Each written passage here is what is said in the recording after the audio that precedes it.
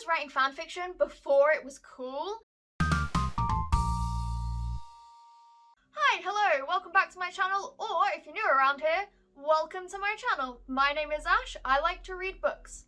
That's really all you need to know. But anyway, what we're doing today is essentially a part 2 of my get to know me video things that I've been doing. My last video I did the booktuber newbie tag, and in this video I'm going to be telling you guys 25 bookish facts about myself, which is going to completely expose me and probably make me a bit of a laughing stock, but oh well, I've been one of them for 24 years, who cares? I am going to do this slightly differently to other bookish fact videos that I've seen. I thought me just listing off 25 facts about myself would be really boring, and also I don't like to talk about myself all that much anyway. So what I've done is I've split this up into different sections, and we'll do 5 facts under each section of bookish things. They are all still related to obviously books and reading and a little bit of writing as well. Section 1, reading history. Alright, first fact, despite absolutely loving young adult fiction now, when I was younger, like when I was a teenager at high school, I used to think reading like really dense sci-fi or really high fantasy with really complicated hard magic systems and loads of political intrigue somehow made me a better person than all of my friends that were reading YA fiction, specifically contemporary YA fiction as well. I just thought, for whatever reason, I was above that. I'm so glad that I have moved on from that now, because I could not be that sort of person that just disregarded a whole genre because it happened to be popular. I'm not that person anymore. I can't do it. I want to experience everything. But yeah, when I was in high school, I was a real book snob. And carrying on from that, I have never and probably will never read a John Green book. And the reason for this is twofold. So the first kind of reason why I've never read a John Green book is back when A Fault in Our Stars, the movie, came out and it was really popular. All of my friends were saying to me, "Oh Ash, you have to read this book, it's so good, it's so beautiful, it's so tragic." And I was like, why do I want to read a sad book when I am going through sad boy hours myself? So I specifically didn't read A Fault in Our Stars for that reason. And then I kind of found out that a lot of John Green fiction was like that. So I really didn't, vibe with any of it. I didn't want to experience it, and I've just never really picked up a John Green book since. And the second reason why I've never picked up a John Green book, and this is directly linked to A Fault in Our Stars, the movie, I don't like Ansel Elgort. I don't like his acting. I don't like the way he moves his face when he speaks, and he is so intrinsically linked with John Green in my brain that every time I see a John Green book, no matter how good it is, no matter how different it is to A Fault in Our Stars, I just think Ansel Elgort and then don't want to read it anymore. Which is dumb, because I'm sure I'm missing out on really, really good fiction. Okay, so talking about films that were adapted from young adult fiction. When the first Twilight movie came out, it was really popular at my high school. All of the girls, it felt like, were talking about Twilight and how much they loved it and how much they loved Edward Cullen and all that sort of jazz. And I had decided already that I wanted to hate Twilight. I was a hardcore little emo kid. I didn't want to like anything that was perceived as popular or girly or mainstream.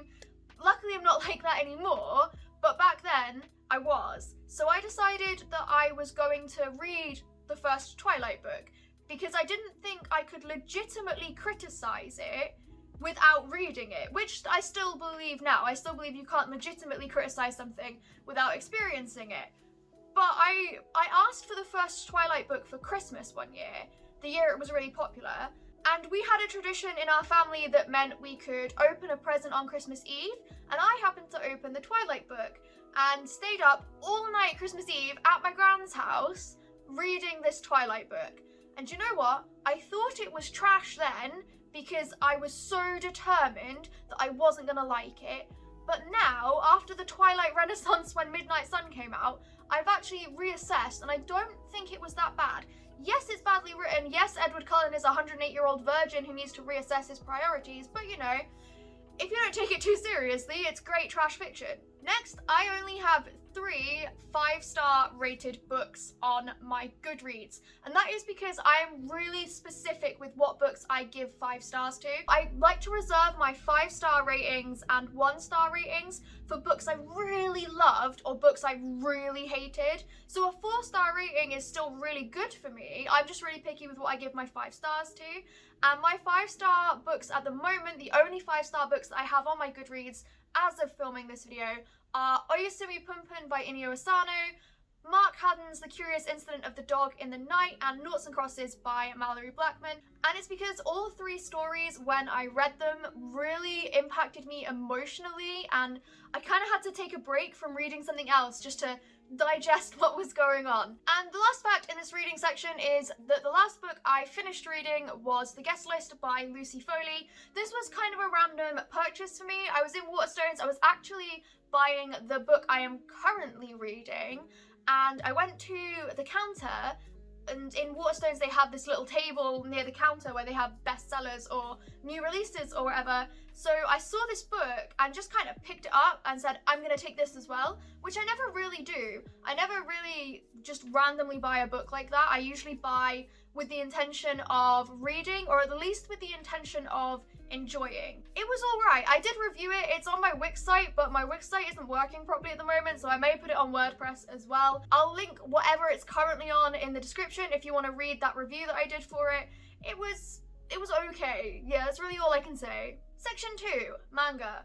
I genuinely prefer reading horror manga to horror novel. The reason for this is there is an extra visual element with manga because obviously it has artwork, and I feel like sometimes horror isn't that scary in a book because it kind of relies on your imagination, whereas if you have it drawn out, especially if it's something really detailed like a Junji Ito illustration or Ibitsu, or gory like Corpse Party, because I have no fear of gore, I do enjoy a good gory novel.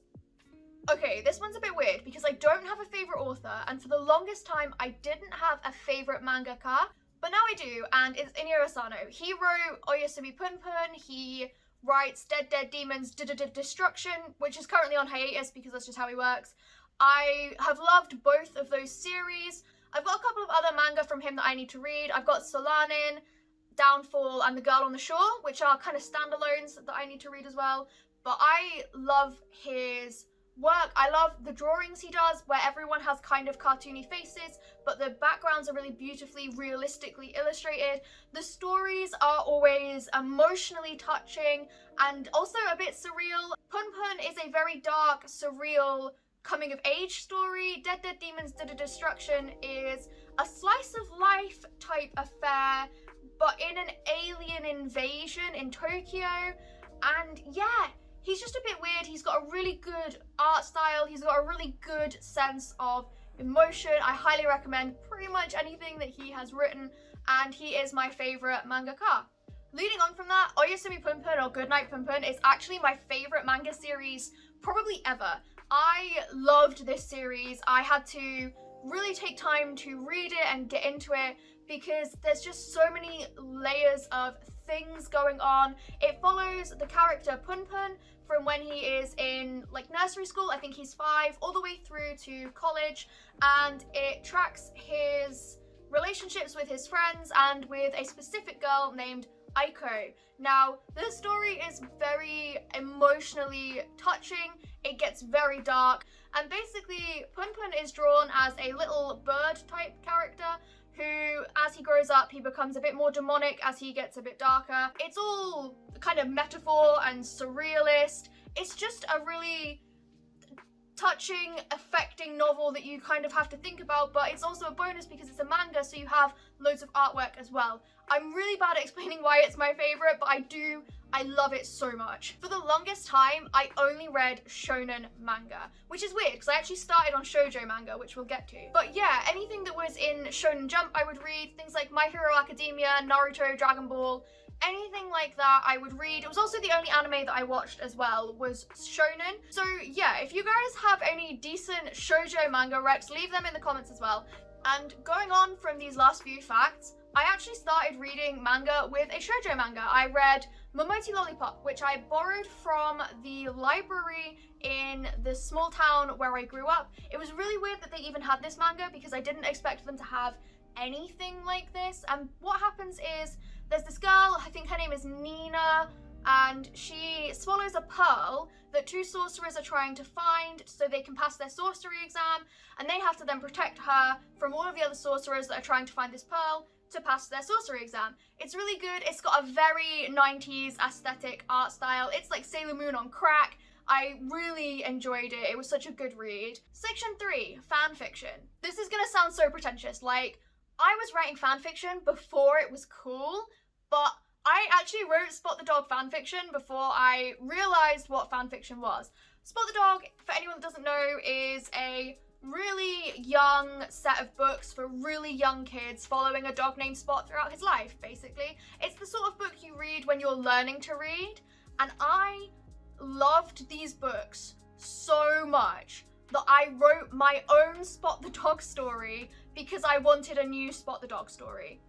That's literally it. So, and that is fanfiction, essentially, but I was maybe like 6 or 7. I was young enough that my gran put it on the fridge. And I think my gran still has somewhere in a shoebox in her garage that fanfiction that I wrote. This is really exposing myself right now. Because when I was in my first year of high school, before I became a hardcore emo, I used to really love the Jonas Brothers. Like, I mean, genuinely with all my heart, love the Jonas Brothers. Which meant I ended up writing just really trash Jonas Brothers fanfiction. Like the sort of fanfiction where I go to a concert and they see me in the crowd and they pull me out of the crowd and ask me to come backstage. All like G-rated, of course, because I was like 12. Although I never shipped them with real people. This is like the next fact, I guess, because I don't mind shipping fictional characters. I don't really mind writing wish fulfillment fics. So things like Reader cross, I don't know, Jimin from BTS, because that's just writing down a fantasy. That is pure wish fulfillment at that point. What I don't really like in fanfiction is slash pairings that both involve real people. So that would be things like Jikook from BTS. Not to rag on the BTS fanfiction writers, like you do you, boo. It's just I don't vibe with that. It's not my thing. I'm not a massive fan of writing relationships like that because it's two real people who have their own lives and they're not fictional characters. And yes, I appreciate that it gets a bit hazy when it comes into writing reader fics, but that is, again, just wish fulfillment. Usually that is you get to be a self-insert. But yeah, I'm not a massive fan of shipping real life people. It's just weird. And you know, despite what people say, fanfiction isn't a bad thing. I genuinely think writing fanfiction is great practice if you want to be a writer, because you don't have to faff around with world building or character development, anything like that. You can just write a plot or, you know, whatever you want with characters and worlds already created and just practice getting words on the page more than anything else, which is kind of what you need the most when you're becoming a writer, is practice of actually putting words on the page. And to do that with fanfiction, I think it's just a really good idea. It's really, really good practice. This one might be a little bit too much information, but some of my favorite fanfic tropes are the slow burn relationship, mutual pining, and rough sex. Section 4, writing. So I have a couple of works in progress that I am working on at the moment. I have a contemporary romance novel set in Norwich, where I currently live, which is very much inspired by how pretty the city actually is. The characters take a lot of walks down the river, they go to the castle gardens, they hang out in like Eaton Park, which is just that way a little bit. So I'm working on that. That's going fairly well. I've not touched it for a little while though, but that's just classic Ash. And the other work in progress actually couldn't be more different, because I'm working on a collection of short cosmic horror stories that are inspired by various writing prompts, because I came up with the name for the collection first and then went, that's a really good idea, I should write that down. And it's the Cosmic Horror Cookie Jar, because they're all a bit weird, even as far as cosmic horror goes, so I'm working on that as well. I also have a few other ideas. I have a writer's notebook next to me, which has all of my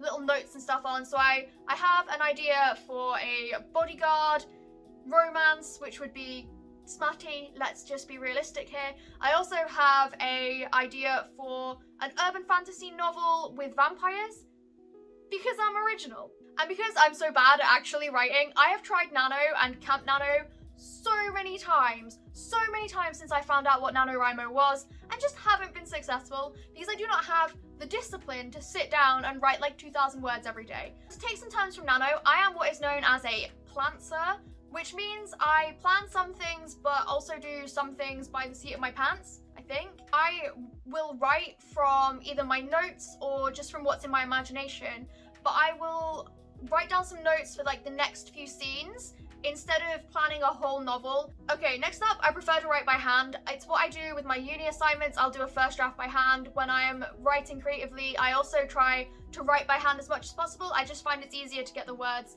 out of my head and onto a page through a pen instead of through a keyboard. This does mean that I have bought several hundreds of notebooks specifically for this purpose. But at the moment, I do have a dedicated writer's notebook, which is here. This character is Emmett Selk from Final Fantasy XIV. It's got all of my notes for the urban fantasy story that I mentioned earlier. It's also got a few notes for just some random stuff as well, because I like to write down my dreams in my writer's notebook. I use them for inspiration while I'm writing, less so for specific scenes and more for specific emotions and the way that the dreams made me feel, rather than like, oh, I dreamt this really specific scene, I need to write it down and then force it in wherever it goes. It's more for an emotional feel. That's what I write down for my dreams. Miscellaneous facts. While I have no preference for paper book or ebook like on a Kindle, I really don't get on with audiobooks. I don't quite know what it is. I think it's because if I have someone reading me a story, I'm either going to get distracted and start playing on my phone or doodling or knitting or doing anything else, or I'm like concentrating on something else like cooking, or I'm gonna fall asleep because it feels like a bedtime story. I think the reason for this is I find physically reading a book or holding a Kindle or other e-reader much more engaging because you have to physically read it, physically imagine it, and physically turn the page. Whereas with an audiobook, it's more someone telling you, which is a bit more passive than actually engaging. Also, I find it harder to visualize a story or a scene when someone is telling me what is going on.